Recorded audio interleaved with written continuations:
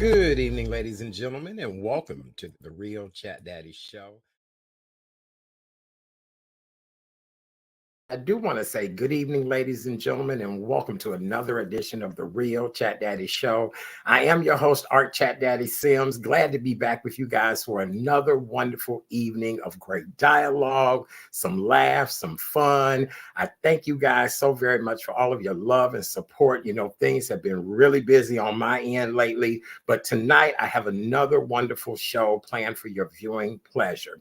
Do me a favor, tell people to check out the show. Facebook, YouTube, X, I call it Twitter, Twitch. You find us there live every Tuesday night. We're going to bring you a different show. Tonight, we're honoring Black History Month. And tonight, I have a really wonderful lineup of guests who will be here. Tonight, we're talking about issues that we face in the African-American community when it comes to mental health issues, as well as dealing with trauma from your childhood. Yep. So tell people to share this, like this. Tune in tonight. Coming up on tonight's show, we welcome Chicago's very own Allison Jordan. She's a mental health advocate, the host, creator, and executive producer of the Brain Truth podcast. Allison was recently on the WGN morning show, Daytime Chicago. Her testimony was powerful. Do you guys hear me? Powerful. So I cannot wait to talk to her tonight about that. And then coming up later on in the show, we welcome Mr. Leon Walker, who is an author, relationship and narcissist advice coach. Okay, narcissist advice coach. You know, this is being Galentine's Day. Tomorrow's Valentine's Day, and then y'all know Thursday is Boo Thang Day. So with all that being involved, we need somebody to talk to us about the narcissists who are in our lives. Okay, and then last but not least, he's back in the co-host chair along with Allison Jordan tonight. We have our favorite, our very own Dr. Philip Montgomery, who is a licensed professional counselor. He'll be here with us tonight to talk about the what, the when, the where, the why. Should I let it go? Was it too much, too deep? Whatever it is, Dr. Phil is here to help us tonight. So I'm going to bring in my amazing co-host this evening. My first co-host, she's so fabulous. And I thought about it today. I was like, child, I've been knowing Allison Jordan since her sister was a tween, not a teen, but a tween star. Ladies and gentlemen, welcome to the show. Chicago's very own, our girl, Allison Jordan. Can you hear me? Baby, can I hear you loud and clear? Yes, honey. I have known you. That was so funny because this morning I was thinking the same thing. I was like, when I see Art, I'm going to talk about how long I've known you. Right. And you've known Drew since she was little. Yes, like a tween star, not a teen star, but a tween star. Yes, when she was with Mo Tempo, when she was in a little singing group. And you always supported us. So you've been around. I'm very proud of you, Art. I'm sorry, I don't want to get emotional yet. No, we're gonna have a good time tonight. We're gonna laugh, we're gonna cry. I love you. You are so authentic. You've been consistent in everything you do. You've gone through stuff that you've shared with people as well. And yet you'll tell me, oh, I'm not doing well. I'm doing this, and then I'll see you out somewhere. I'm like, because you endure. And you are the sole imagery of endurance and strength. Oh my God. So I just want to give you your flowers right now because I literally think so much of you. And I'm just so honored and humbled to be here with you today. Oh, I appreciate you. I love you. I appreciate you doing this tonight.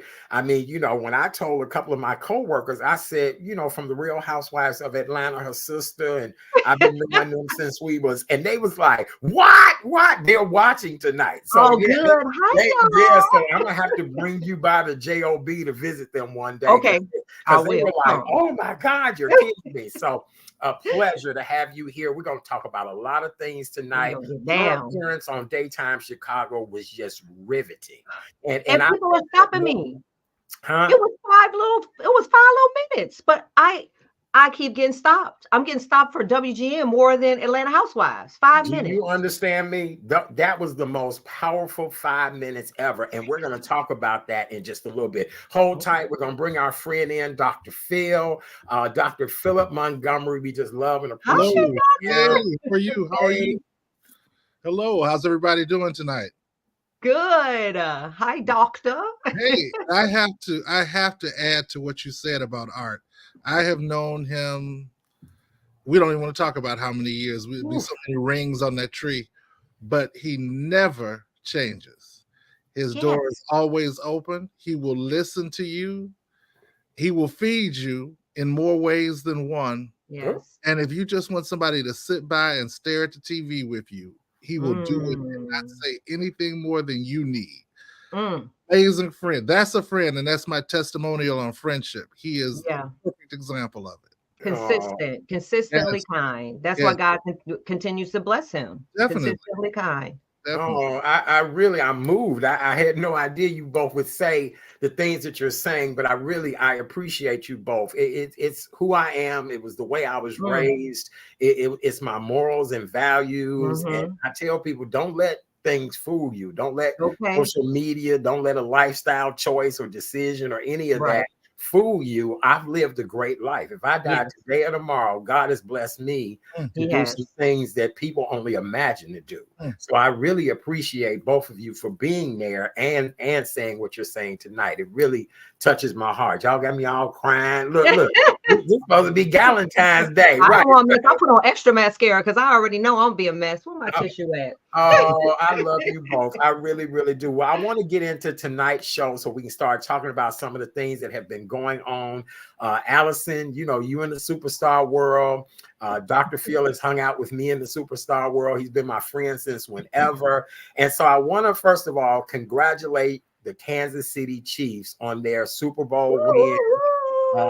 2 wins back to back. That Travis boy and the young 28-year-old Taylor Swift was on the team too. Okay, so let's talk about Taylor Swift now. They had over 100 million viewers. This was the highest viewing of a Super Bowl ever. Taylor Swift bump. Okay, Allison, what's because are you a Taylor Swift fan? What's your take on this? I don't know not one of her songs, but I've watched her grace when people be playing her on stage. You know what I'm saying? It was another clip, but somebody did a little joke when she won the People's Choice or whatever, and and I did see something a little bit where she had like a documentary and she was talking to her mom or whatever, and I just see a person who has grace, kindness. Her music I wouldn't say is mind blowing or anything. I wouldn't run out and go get it, but she found her niche and she found it and she's consistent. Her mother's with her. She doesn't have any bad rap. I don't hear anything a lot in the blogs about her. You know what I'm saying? So I think it's good karma that follows her. I would assume, because she's doing amazing. Yes, she is. Yes, she is. I agree with you on that. I work in an office that are Taylor Swift fans. Oh, God. So you have to hear all the music. Well, here's the deal. To keep me from being the old man in the office, see, I work with much younger people. And so the younger, the better, because it keeps me hip. So now I am very versed on Taylor Swift music. Her music is in my playlist. I listen as I'm driving. So I thank the women I work with for exposing me to Taylor Swift. Because I'm like you, Allison, honey. I ain't know what she sang, what she did. I just knew she was a wealthy white girl. I would lose $1 million if somebody said name 3 Taylor Swift. I'd be like, okay, so I ain't gonna be a millionaire today. Not one. Right. Well, I love Taylor Swift now, thanks to my coworkers exposing me to Taylor Swift, but otherwise, no. And then I'm impressed with the fact that you're able to open up a vending shop 2 days before your concert, and it sells out each day, and thousands of people, and just the amount of money Chicago generated from that. Right. So, Dr. Phil, what do you think of all this phenomenon? I think she's an amazing person, but I think she's an even more amazing businesswoman. Yeah. She has a real connection with her fan group. You know, we may not know her songs, but the people where the music resonates, it touches them. It doesn't seem to be anything harmful. You know, she speaks from a place. Yeah. Well, in the beginning, she talked about a relationship breaking up. That's where it starts from. So many people can identify with that. She always makes you feel like, even if you're a fan, she's never going to leave you. You know, she wants you to believe she's accessible. And I just think she's really good at it. And I really believe she means a lot of it, because you can't do that every day. She does seem sincere. That's what I said. She seems very sincere. You can't act up every day. That would fall apart. But she has done some amazing things in the name of charity, what she's done for her fans who have not been in a position to maybe pay to see her, the places that she goes, the communities that she's willing to step into, even connecting with not like Sexy Red. Exactly. Or whatever that girl's name is. We have to talk about that another show, because because what first of all, what is that? And I mean, in many ways, you know. I saw it maybe 3 times. I just saw her on Instagram. She's getting her wig done after she had her baby so she can pop it in the hospital room with the baby and the thing. I'm like, okay. But guess what? She has just as many fans. Well, not as many, but it just tells you we got the top and the bottom, boy. We're paying attention. And that's why it's so important what we feed and what we put out there, because we are living in a time where people are sucking up any and everything that they can, and they're going to go above and below the line. So absolutely. We were talking on the last show, not to cut you off, Philip, about Charles and Miss Netta and how that, you know, was a skit, and now they riding around Rolex watches. Okay, they got a television deal. Right, on tour, all of that. Yeah, Philip, what were you saying? I was just going to say, but what's really important, I think, and I hope the parents and guardians of some of the young ladies that are growing up today make sure that they're watching some of this content with their young people, because the messages are not always the best message. It may be the one you won't forget, but it's just not the message that we want all of our daughters to have. There is a difference. Taylor Swift tries to, I believe, make sure everything appears to be as wholesome as she can possibly make it. You know, she's a 30-something-year-old young lady. She has a boyfriend now. Yes, he happens to be a major football player, but it is still young love. It doesn't appear to be inappropriate. She kissed him. You know, you see her dancing, but you don't see her selling sex in the same Exactly. Right. Exactly. Yes, very good. All right. Well, we want to congratulate Usher on his halftime performance. As you guys all know, Usher came out with that #1 hit, You Got It Bad, which he belted off as he pulled off his shirt, then unwrapped his tank top as women screamed in the audience. Women screamed all over the world. I said that Usher became a cougar, a tasty snack for the Cougars. Then our girl Alicia Keys came on stage, performed with him. I got some of the pictures from it. What did you all think of his performance at the Super Bowl? I honestly cannot speak on the performance. I did not see it. I'm saving it. I literally I was reading my Bible all day yesterday. But I did see recap. I did see the stuff of when he hugged her and some other stuff, you know, social media is my main news source, but I heard about it. I heard that they said her was North or whatever, Kanye's daughter. They thought that's what they thought. I did too at first. I actually thought Kanye was there behind that mask at first. I didn't know who that was. But I thought Usher did a really good job. I mean, he came out, he roller skated again, entertaining, but not scandalous. So it was. But I heard both sides. I heard it wasn't. That's why I couldn't watch it, because when I start, when you go on social media, you get too much information. I was like, oh, hold on now. Oh God, clutch your pearls. Yeah. People were saying it was horrible. People were saying it was good, and I just was like, okay, let me get in my mind. I don't want to be swayed. You know what I'm saying? Right.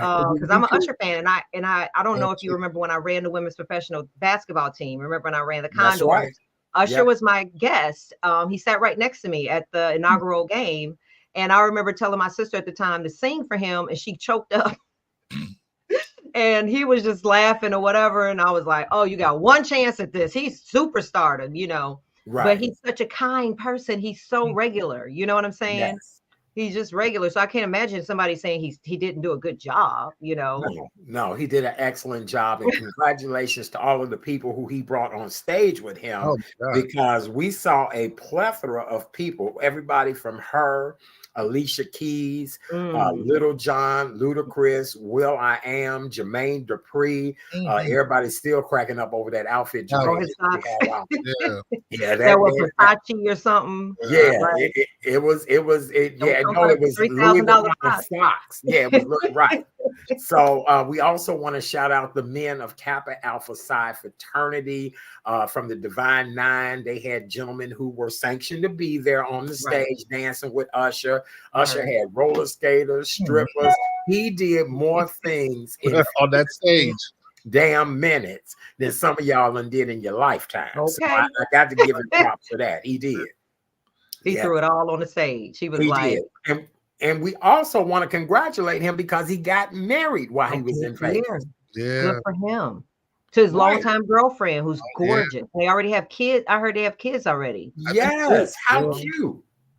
Hallelujah. Yeah. Right. Do you think, Dr. Phil, that maybe he was waiting for this pinnacle moment in his life? Like, you know, when you're a celebrity like that, when you get to a level of, I'm getting ready to perform at the Super Bowl. Now, they don't get paid to perform at the Super Bowl, but the endorsements, the money, the exposure, all of that is just like the pinnacle of your career. So do you think that made him say, girl, come on, let's go on and get married? No, if you look at him, he looks like he's centered, grounded, and at peace. It looks like this was the time.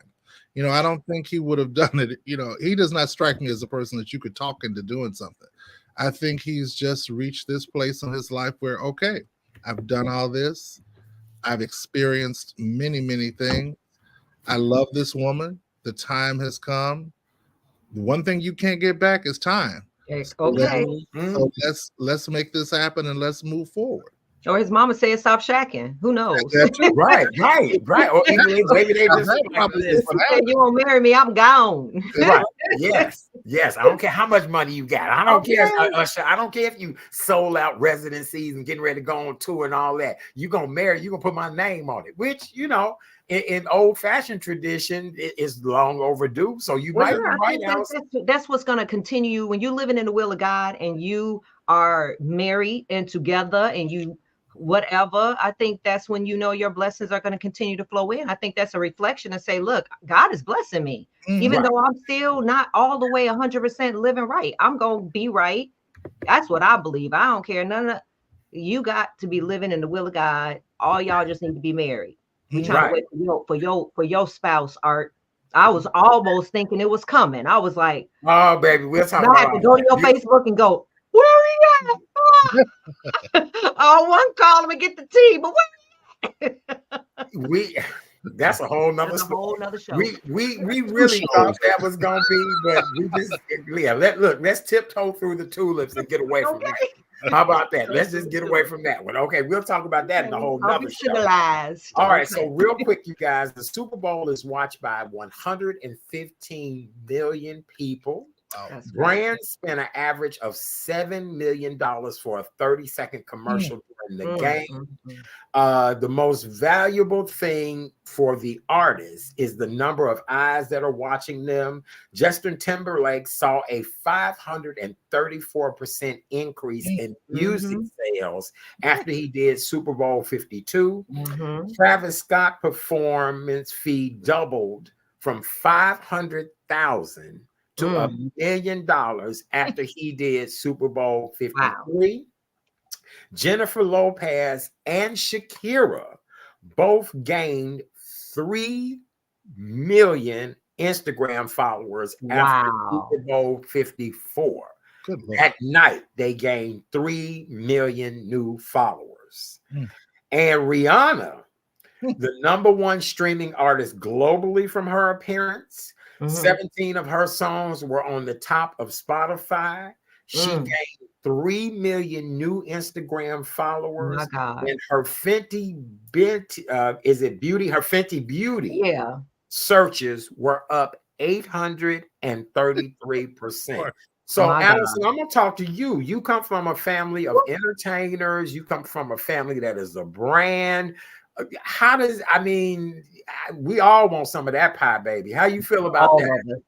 I always, when I've been managing Drew, as you know, for over 30 something years, is we do not pass up an opportunity, especially now in the social media environment, because one person could have 20,000 followers that just say, look, I met Drew and she did a play with me, because I understand that they don't get paid to be on the Super Bowl. There's no fee No, for that. right. And the valuation of it is proof. And so sometimes we really pray and we really look over our projects meticulously. I don't just go to the bottom line and see, how much they're going to pay us. You know what I'm saying? It's, how many eyeballs, what's the significance behind this project? What does it mean? And so now we, as, people in the business, and I was talking to a young lady earlier who needed some coaching and whatever, is you just have to analyze things now. You don't jump at stuff. You have to look and see where and why am I doing this? Why is this decision important at this time? So interesting. Yeah. Interesting. Dr. Phil, what do Yeah. you think about that? I just think it is important. I think you have to look at the psychology behind some of the choices that you're making and see the big picture. Jennifer Lopez, again, another brilliant businesswoman, she projected forward because, of course, it's not just the eyes that she had at that moment. It's something like that whole Dunkin' Donuts commercial that she had this time, Right. that again catapulted her and a whole bunch of other people even further along. So the strategy behind the choices that you make in the age of social media, oh my goodness, huge, a game changer. I went viral on TikTok. I go places, and I was in Pete's Produce, and I was like, people are like, oh, can I get a picture? I'm like, why? And it just didn't even dawn on me. I'm like, oh, and the young people, I'm like, you don't watch Atlanta Housewives? No, I just saw you on TikTok. So you got people who recognize me from TikTok and didn't see the show, don't know nothing about the show. And it's just, it's mind boggling. So you have to be careful how you treat people when you're coming out. I think about Tabitha Brown's overnight success when she just, reviewed that little sandwich in her car. That's right. And any moment can transform something. So yes, that's spectacular for Usher. Usher deserves it. Usher has put in the work. Yes. He's brilliant. He's kind, and he deserves it. He deserves it. And the fact that he put all those people on there shows what kind of person he is. So yes. I said last week on the show, or the last time we did the show, I was in a supermarket, just a regular everyday supermarket, and everybody was marveling over this lady that was shopping in the store, and they were asking her, how's the baby? And and she was, oh, hey, how you doing? And then the cashier, who I knew, waited on the lady first, and she was like, oh, where is, whatever. So I said, ma'am, I noticed everybody knows you in the store. Her daughter has Down syndrome and is a social media superstar.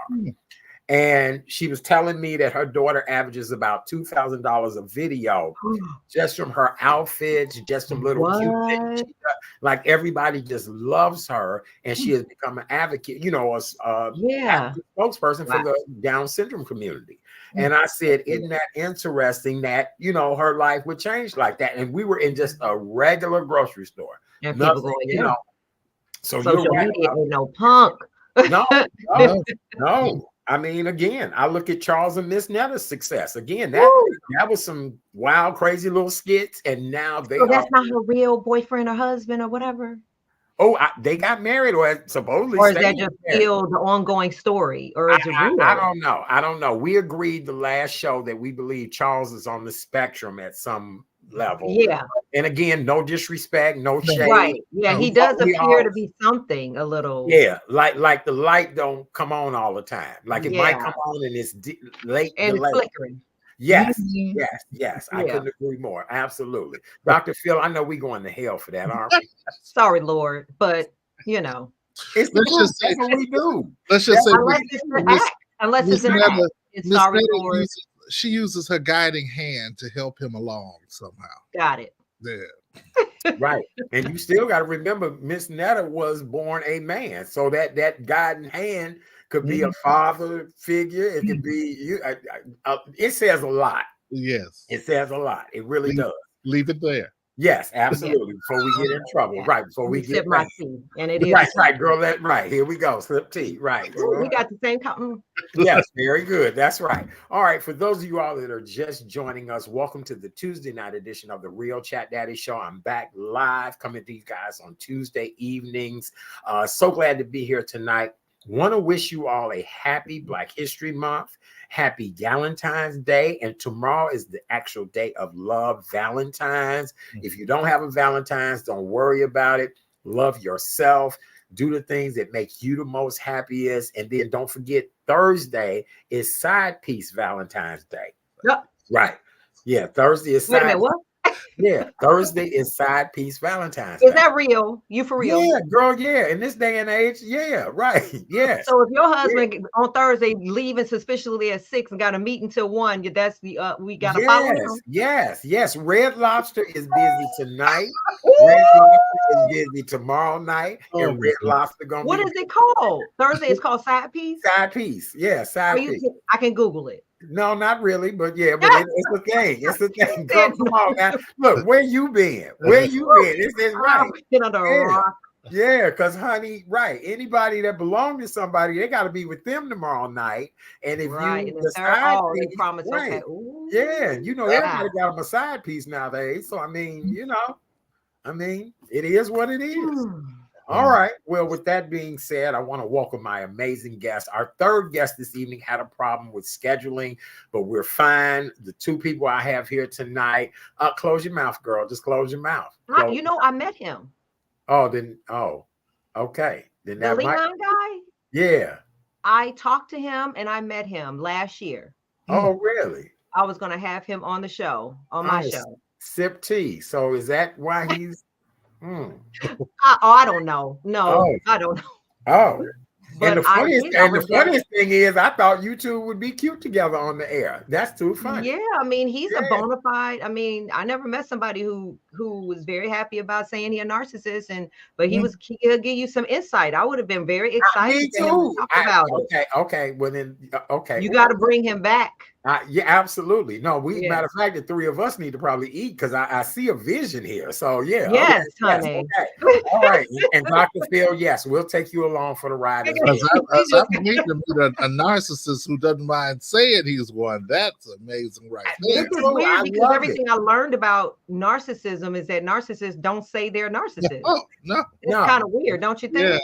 Yeah. Right. Not. Oh, that's strange. That is really strange. Okay, that's what some of my producers said who are psychiatrists and clinicians. They were like, right. Curious, but well, okay. So that's a perfect segue for us to go into the next part of tonight's show. So, as you guys all know, it is Black History Month, and my main mission and goal is always to bring thought-provoking conversation to my audience. And so tonight we're going to actually talk about when you have a mental mishap, as our guest talked about. I told you guys she was on Daytime Chicago recently. Her testimony was 5 minutes long, but I thought it was the most powerful testimony ever.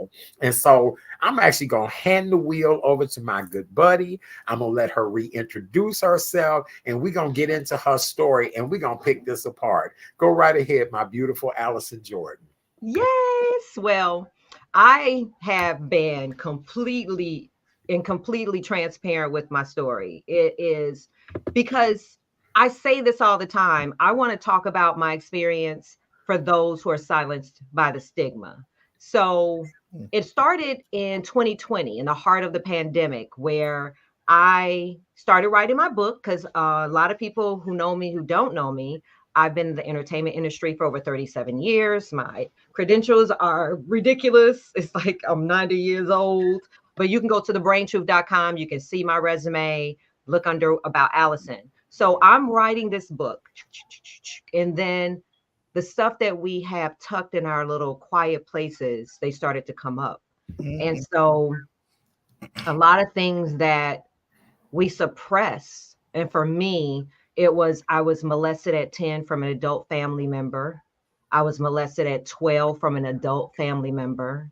I was raped at 18 in college. A friend of mine who was a friend of a guy that I was actually dating. It was his friend who put something in my slushy, and it was like a drug date rape. And then I went on to be in a very abusive relationship with a guy at the age of 22, where he literally beat the crap out of me. But we kept going back, and I kept going back to one day he actually put the gun to my head, pulled the trigger, and the bullet got lodged, and he reloaded it. And by the grace of God, I was able to get away. And so a lot of that stuff started to give me nightmares, PTSD, and I was waking up and I was going to the emergency room so many times during COVID. And on June 27th of 2020, the doctors by petition was like, first of all, you can't keep coming up in here. We're giving you Ativan. People are coding around you. We're going to transfer you to a psychiatric hospital. Unbelievable. 15 days. Unbelievable. And I remember the psychiatrist one day said, "Oh, so you ready to talk today?" And I said, "I've never met you before. Who are you?" And he said, "I've been talking to you every day for 9 days."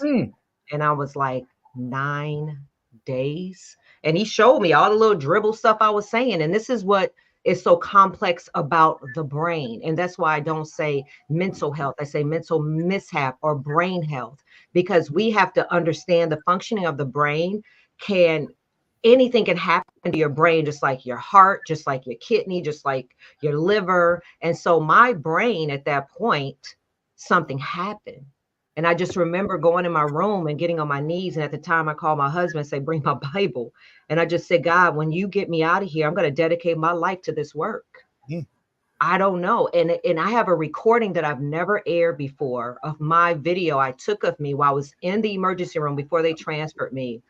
And I'm on there in a manic moment. I was by myself and I was just saying, like, I'm a normal person, but in there I said, God is putting me through something, because I don't know why, but I will know one day. And sitting here in 2024, and so what happened was I came out of the hospital and I'm at home recuperating, because at the end of my 19 days there, they were primarily treating me for PTSD and anxiety. But then a nurse there, I call her Nurse Dorothy, my angel. She came in the room one day because I had lost like 50 pounds. I was so skinny.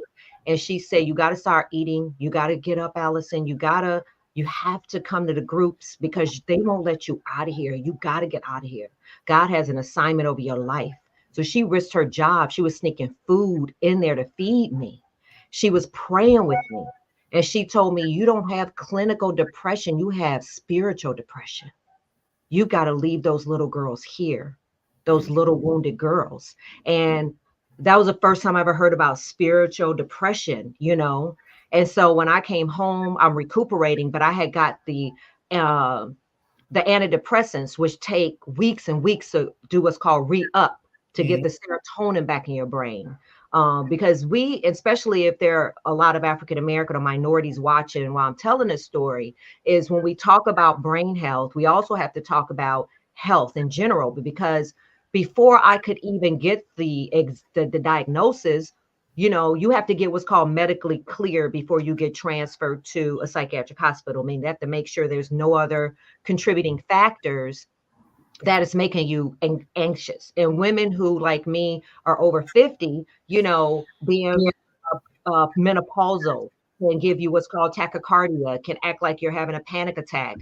My vitamin D level was at a 9. It should have been at a 63. So that can contribute to our depression. So make sure that you guys are taking your vitamin D. And I mean, take the vitamin D. Don't I drink a lot of milk. No, like the 5,000 IUs you get on Amazon, because that also was one of the contributing things that help you to survive COVID or illnesses. It builds your immunity and it helps with the serotonin in your brain. And so anyway, I came home, and then a few weeks later, my beautiful husband, who I love dearly, I believe that he was affected by my trauma. I think that when he saw my trauma, it was too much for him. And he just was like, "I can't, And so I didn't deal with that because I was so focused on trying to get well. So I buried myself. And let me tell you a little story about how I got the brain truth. So I'm laying in the bed. I'm just taking the pills. Hurry up, Lord. Let me get better. And I'm learning about mental or brain mishaps. I started reading that if you move, 15 minutes a day, it gives you 2 hours of no anxiety and depression. If anybody's ever experienced depression, it's debilitating. That's the only word I can think of. It is literally like, I just need to get through the day. When I get through that day, I'll go to sleep and wake up and I go, dang, I got to get through another day. It is long-winded work. And so a friend of mine at Intellectual Radio, his name is Roman Morrow, called me to cover his podcast. And I'm like, Roman, I'm laying in the bed. I am depressed. I got PTSD. I got social anxiety. I'm saying all this. He's like, but I need you to cover my show. No. And then he called me back 2 weeks later. He goes, I need you to cover my show. I said, no. He goes, my house caught on fire. So I'm like, so you just gonna say your house caught on fire? Like, you really? He's like, no, for real. So I felt like, oh, for real? And so he let me take my mom. So my mom drove me, and I ended up doing an interview. And then they were like, oh my God, that was all, Earl Winfrey. Oh my God, that was amazing. Come back the next week. Came back the next week, did it again. And so they pull me in a room and they're like, you need to have your own podcast and we'll give you your own time here. I'm like, no, I'm going back home, going back to bed. Shoot, I'm done. I gotta go back in my bed, because people with depression, we have to be in a safe space. It's like your bed is like a magnet. It's like, I gotta get back in that room in the dark, get back under them covers. And she said, and I told her my story, the same story I just told you guys, right? She said, there's been a man that's been coming here asking for somebody to do a show on mental and brain health. And I'm like, oh, okay. And nobody wants to do it. Oh, okay. And so I get up and I'm about to leave. And then, well, who was the man? I guess I need to ask you. She said, he was from a hospital. And she said the hospital name. I sat back down and I said, that person is me. I'm the person. That's the hospital I was in for 19 days. That's a hospital that I got on my knees and said, God, use me. And when I get out of here, I have an assignment. It's me. Mm-hmm. And so she said, what's the name of it going to be? I said, I don't know. The Brain Truth, just like the plain truth. And I want to make sure every time I get a chance to get behind the mic, I'm going to tell my story with hopes that I'll help save somebody. And I went home. And I did it. And we had 40 shows. We were nominated for a Chicago Innovation Award. We had over 1 million listeners. We got over 1,000 people to intake. We got hundreds of thousands of people to therapy. We saved lives. I'm now certified in QPR, certified in suicide prevention. I'm a national mental health first aid for adults and children. I'm a peer-to-peer support group. I'm a facilitator for NAMI, the state. And I sit on the board of National Alliance on Mental Illness South Suburbs. And the work that I'm doing in this space is so important to my assignment. And so as I moved along, doing this work, then I never dealt with my whole situation with my husband. And so that hit me and took me down again because healing is not linear. And I just want people to know you have to keep doing whatever it takes to keep well. Just like when you think you lost enough weight and then you go get some Harold chicken, I went and got some Harold chicken, and I just slipped. And I went and self-admitted. I started losing weight again. People, my family, my mother, my other mother, Sasha Dalton, who she was so concerned about me.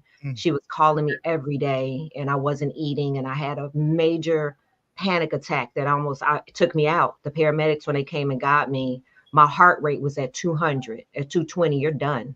Your blood vessels can burst. So mental health, brain health is very serious. It isn't just, oh, she's crazy or something's wrong with her. If something goes wrong in our circuits of our brain, then it can affect other organs in your body. So when I was having a panic attack, my heart rate is up so high that it could burst your vessels. So we don't make light of this brain health journey. And so I self-admitted back in the hospital for 25 days. And I stayed there until I was able to let go and let God. I stayed there until I was able to be delivered from the spirit of rejection and abandonment and understand that my husband left not because of anything that he wanted to do to hurt me or harm me, was to protect himself. And, 4 years later, I'm still standing for my marriage because I heard God said no divorce, work on you, get well. And that's my story, and that's where I'm at today. And I just thank God for using me.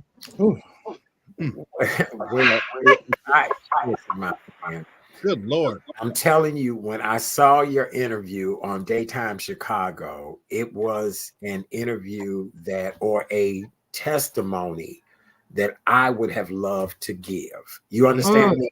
There are so many people that have been in your shoes, so many people who are currently in your shoes right now, struggling, fighting. In the highest heights of my career, I had one. In the highest heights of my career, there was nothing there. There was only a gift and a talent that people were using and abusing. There were several suicide attempts. There have been things that you wouldn't believe. I started out with a Black female therapist that the more I talked to her, the more she became enraged about the things that were happening to me, that she became an ally, just as a Black woman wanting to help a Black man do better. It wasn't about the celebrity. It wasn't about any of that. I also look at the fact that I ended up getting a white male Jewish therapist, and he would say all the time, he said, I can't believe half the things you're telling me. I would pull out my phone and show him. And he said to me one day, he said, no, you're not crazy. He said, you're not crazy by a long shot. He said, people have abused and used you. And now you got to figure your way out of the situation. So that's why when I heard your testimony, I thought, my God, what a beautiful way of expressing what one has gone through. And Dr. Phil, you deal with this on an everyday basis because you are a therapist for Black men. Help us understand this. Her body started recording all of this from the beginning, where she talks about the early molestations and compartmentalizing. And it's kind of like your sock drawer. You keep shoving things in there thinking nobody can see them. You think they're safe. You think they can't come back out to bother you. And when you least expect it could be a bad day at work, the loss of a family member, a perfume that reminds you of a really bad time, or somebody that represents something bad, and you spiral. And once that spiral begins, I'm so glad somebody was available to make sure she got to the emergency room, because the first thing that people should notice, but they don't notice, is your eating habits change, your sleeping habits change, the cadence of how you speak, how you're available, because you're hiding. But the body starts recording all this stuff from the cradle almost. And sometimes for some of us, it can take 10 years, 20 years, 30 years, 40 years. But just like that old cassette player, you have to be prepared, because one day something in your life is going to press play. Yeah. And that's almost, it could be devastating. And when you talk about your anxiety, to know that you needed to step back so that you could move forward. Yeah. I hope that's a testimony you can give to a lot of young ladies and a lot of young men, because there's a lot of people going through exactly what you went through. They don't know how to talk about it. They don't know how to describe what's happening. They just think people think they are losing their minds. So many women who are going through the change of life, who don't understand the impact of all of these hormonal changes, along with life stressors, and this intersection that's coming together all at one time. Yeah. The brain is an amazing thing, but we do have to know when to go get some help.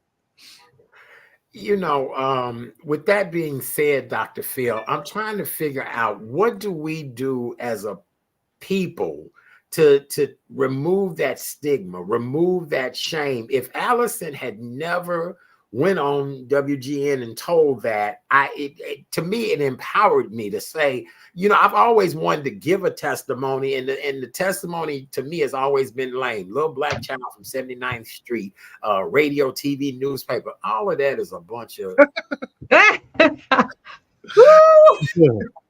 I think the struggle and the journey has been the assholes, the fools, the mayhem, the mischief, the just all of that I really did not care to be a part of. I'm not that type of person. So what do we do to remove ourselves from that kind of situation? Remove, I don't know if we want to say remove, but what you can do to help people when you don't know that they're struggling with something is talk to them. You know, just like you do art when you have people over or you invite 2 or 3 people to lunch, just start talking. Tell people that you're concerned. Show them that you care. Let them know what you see. You know, you don't have to beat them over the head and pressure them into doing anything, but be there for them so they can talk. And then as that story begins to come out, you support them, help them determine a choice, a healthier choice that they can make. You know, you do things in a certain way where, whether you believe it or not, you're offering that kind of support. I think that's why you're so good at the work that you do. I think too, we at NAMI, we also offer training for just the same certification that I have. Y'all can get it too for free.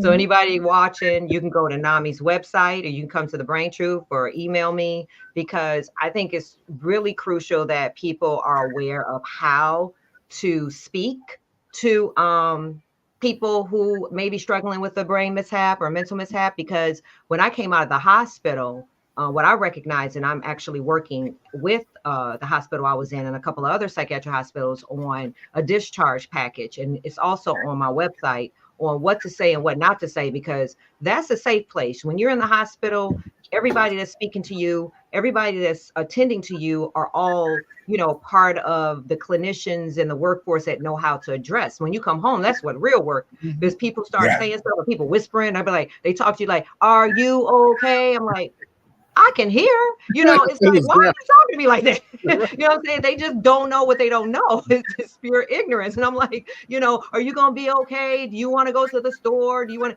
to, and it's okay. But, or like when you're having a panic attack and somebody say, okay, calm down. No, don't tell me to calm down. That's like the worst thing to say, because if I could calm down, I'll be calm. A panic attack comes out of nowhere. It is, I don't know the trajectory. I think doctor could talk about it, but it affects every piece of your body, your nerves, your brain. It takes you down. And if somebody's telling you to calm down, well, hello, it is not me. It is whatever is happening here. And so I can't control it. Just like somebody having a heart attack. You're like, okay, calm down. You're just having a heart attack. No, I can't stop what's happening. So we have to get those tools. And I think if we all take the time to get trained, we can save lives. I was able to save 7 young men from blowing their brains out. I promise you. I took a gun out of a guy's hand. I'm not afraid. I want to save your life. And I have the tools to tell you and talk to you so you will stop. Because even when you're having a panic attack, I have friends now, judges, CEOs of Fortune 500 companies calling me on the down low, like, and I have navigated their panic attack. One of the most important things, if you're around somebody who has a panic attack, is the 5 things. Name 5 things you can see, 4 things you can smell, all the senses, 3 things you can taste, 2 things you can hear. What you're doing is you're trying to bring that person back to their reality. Exactly. We're not in our reality. We don't see, we don't know nothing. We could be driving, we'll crash. It just takes over every part of you. So that's the only thing I could tell people is like, get educated so you can help somebody and not think they're crazy or they're acting crazy or whatever, that you can actually navigate and say, oh, this person is really having a serious time right now. So Allison, if I could, I want to find out, and we wanted to incorporate this in by talking to Leon, but I think we can handle this conversation as well too. A lot of what happened to you in your childhood, do you think that has, your mental mishap was the culmination of all of that? Because we've all been through some traumatic childhood experiences.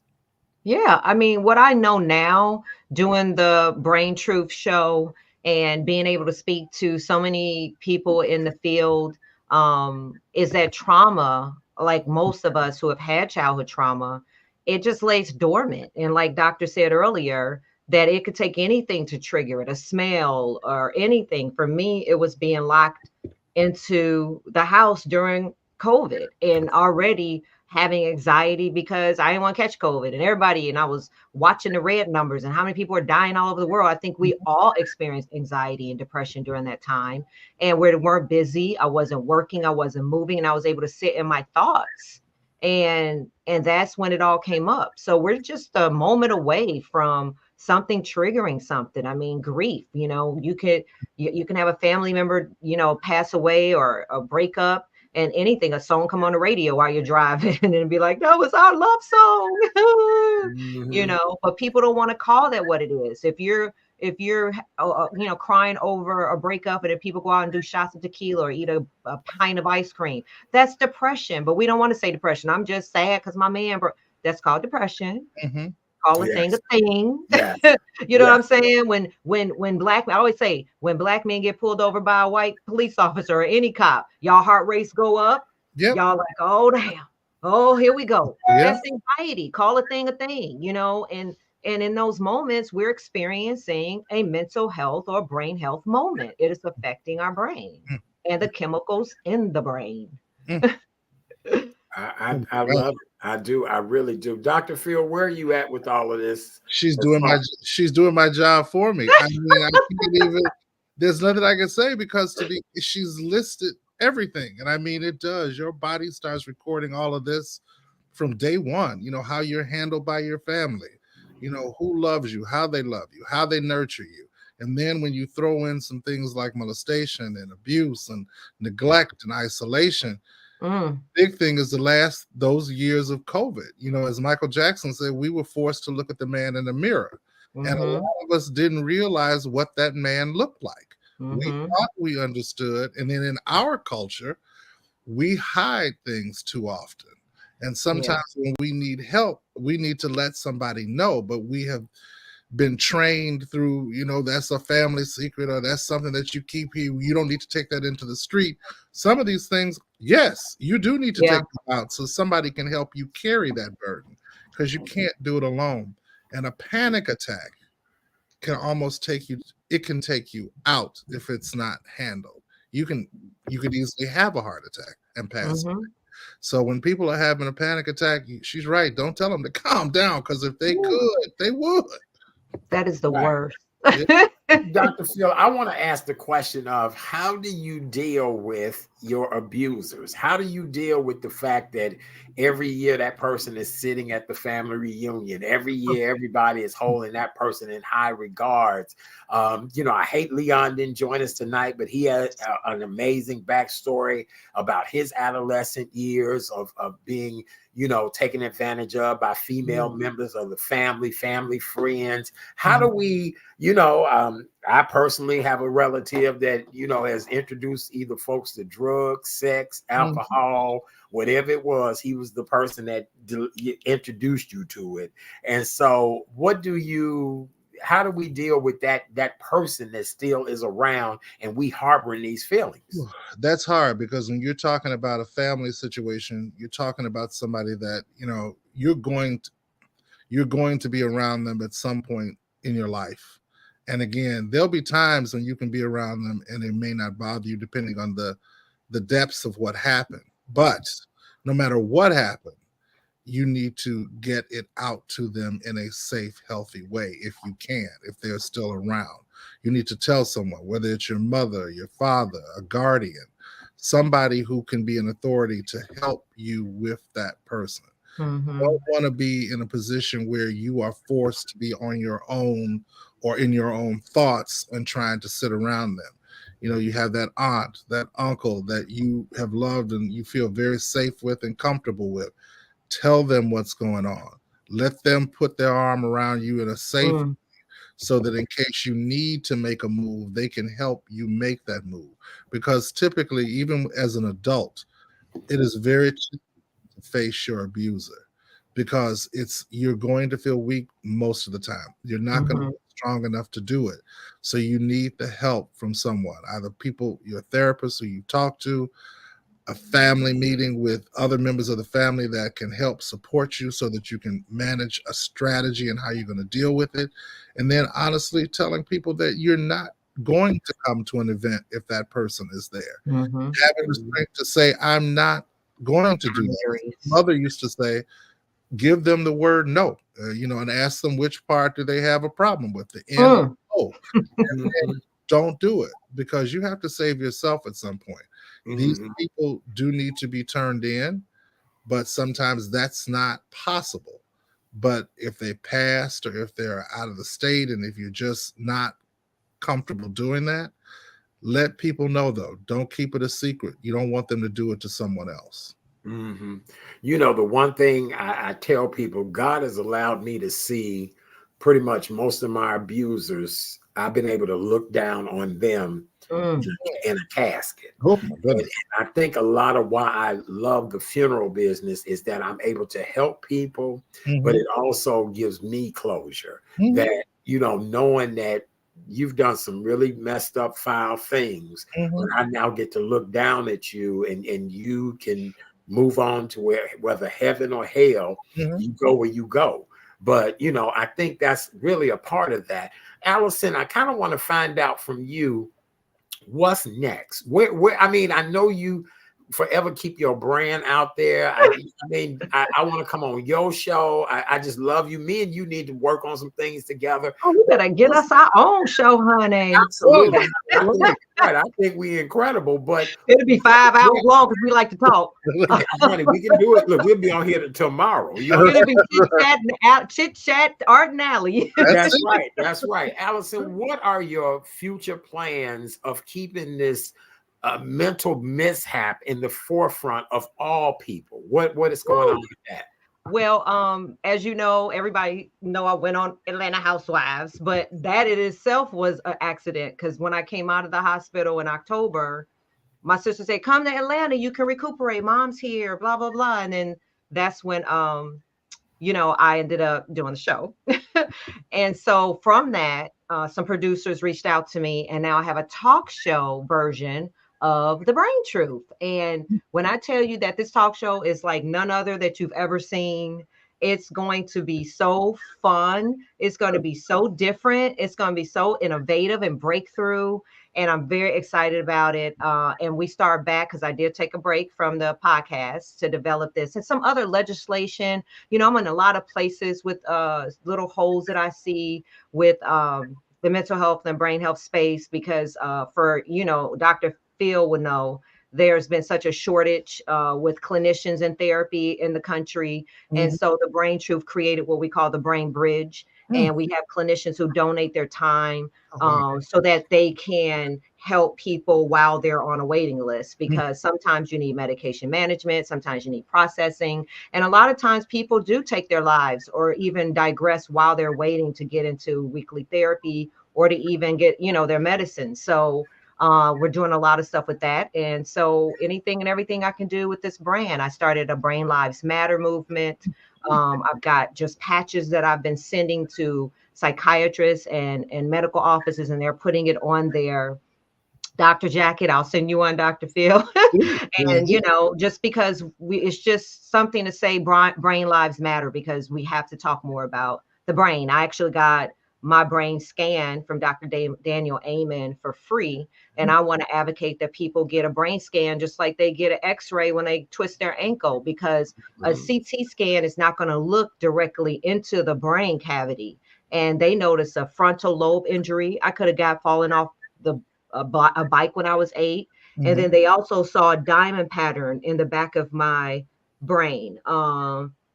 It's behind the hippocampus, and it literally is indicative of someone with PTSD.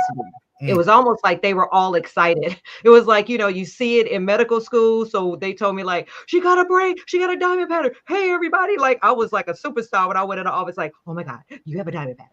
Oh my God, it's so real. And so it was in the cerebral. It's in the the cerebellum. Yes. Yeah, that's where the diamond pattern is. Wow. And so we want people to look at their brain. It could be the next level of seeing a heart attack or a stroke that's in the making, a brain tumor before it becomes too big or anything. Your brain is going to tell the story of what's happening in your body. It's the Eiffel Tower of the body. Everything is the brain. Yes. Yes. You know, so that's what I'm doing. That's my life. It's all about brain health. Oh my God, I love you. I do. I do. I really, really do. Dr. Phil, what do you want to say to Allison before we let her go tonight? Because I mean, this has just been. I'm gonna replay this show all over the place tomorrow. Right. I'm just going to say that she's doing some amazing work and just helping people feel comfortable talking about their brain injury, mental health, mental illness, physical health. Illnesses in our community, things that we struggle with, PTSD, bipolar disorder, all of the things that, you know, they accuse us of, but they don't help us with.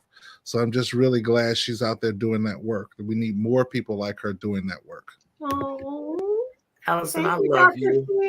Isn't he amazing? Isn't he amazing? He's amazing. I think I want to talk to him about coming on my show and being my Dr. Phil too. Can I borrow him? Yeah, you can. I've been knowing Dr. Phil a long time, so I'm so proud of him, and he's been just the best friend ever. We were supposed to hang out this Sunday, and look, when you get to be men of our age, we are like, you try not to tell each other. I'm in the bed. What you doing? Right. Somebody trying to say something first, like, so you ain't coming? Okay. Yeah. I mean, I'm sorry. We have been trying to go to dinner now for the last 3 weeks, so we owe each other an amazing we dinner. should definitely. I'm gonna be a third wheel. I'm coming. I'm being with y'all. Well, we would love that. We have to take you to our secret spot one Sunday. Yes. Okay. I'm in. Yes. Okay. Good. Well, with that being said, ladies and gentlemen, we want to thank you guys so very much for joining us this evening. We hope that tonight's conversation was eye-opening. We hope that tonight's conversation was very truthful and straightforward. I want to thank my amazing guest, my friend, Dr. Philip Montgomery, better known as Dr. Phil on this show. He's the chocolate Dr. Phil on this show. Yes, that's right. Yeah, honey, there's the vanilla chocolate Phil, and then there's the chocolate Dr. Phil. I got the chocolate Dr. Phil on my show, and he'll probably end up on some other shows at this point, but that's what it's all about. He's been my buddy forever. Yes, absolutely. And then last but not least, the most beautiful woman I know, the Miss Fabulous Allison Jordan, who is the creator of The Brain Truth. And Allison, again, my friend, I'm just so glad to have reconnected with you. And again, the day you did that testimony on Channel 9, I said, no, we've got to talk. We've got to, because everybody who I've shared that video with said, I need to have a moment like that, or I wish I could have a moment like that, because you could even tell in the faces of the anchors, they weren't like, baby, they weren't ready. They were not ready. But here's the beautiful piece. You got them ready. You uncovered something that everybody needs to talk about. You understand me? Because I've learned that in this world, there's a little crazy in everybody. Everybody. And no disrespect of saying it that way, but it's how do you deal with your crazy? That's right. You know, we could talk about levels of spectrums and things like that, but I'm speaking in very layman's terms. You've got to deal with your crazy. I understand. I had somebody tell me too, don't you take that medicine. You take that medicine, that medicine's going to change you.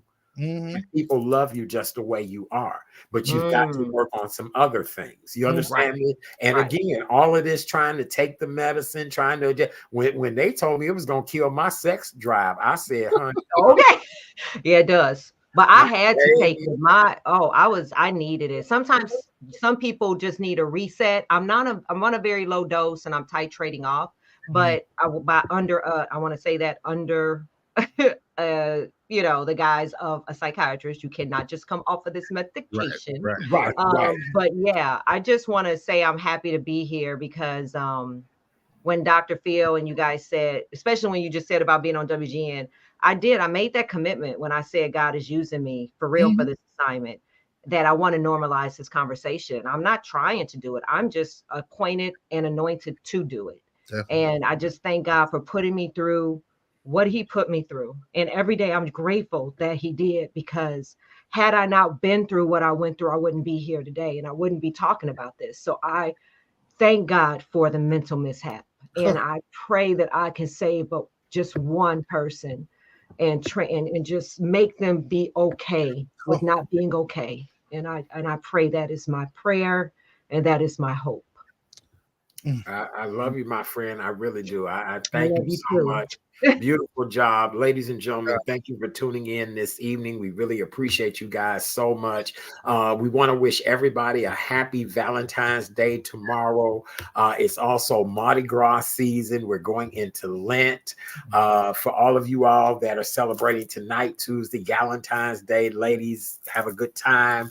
For all of you all that's celebrating on Thursday, child, that's a mess. That's side piece Valentine's Day. Don't forget, everything is 50% off at the stores. Right.